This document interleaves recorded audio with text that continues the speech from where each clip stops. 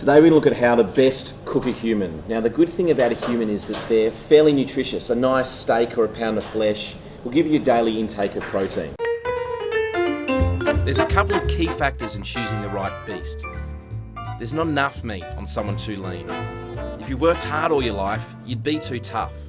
What you're looking for is a city dweller who sat on their ass most of their life. How they die is important. You want them to be calm when they die. So you want to eat the victims of the tragedy first, but if you've got to take someone out, the best way is, a gun to the back of their head when they're sleeping, slit their throat, something that's not going to cause too much adrenaline rushing through the blood. Now, you're going to need a bit of space to butcher your carcass. You're also going to need a nice selection of tools.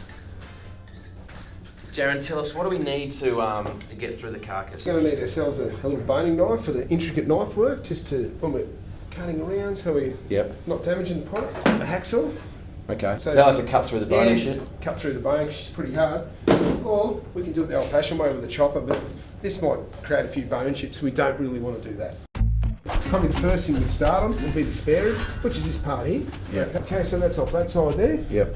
Okay, and you see this little bit here's got this bone in it, Kirk. Cooked on the barbecue, really, really good.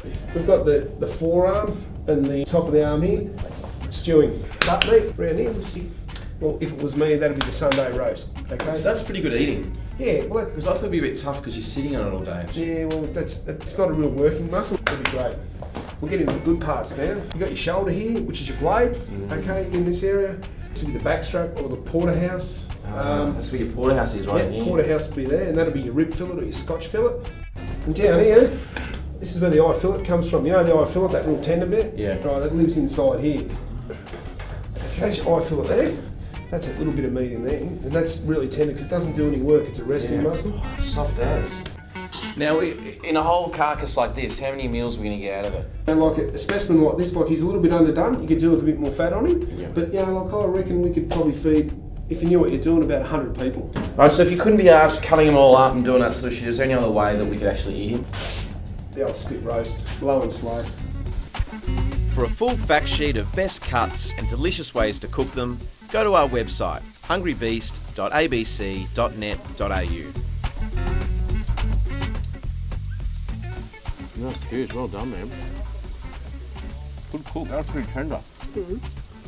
Well, cool. Tastes like pork a little bit. A little bit. All right.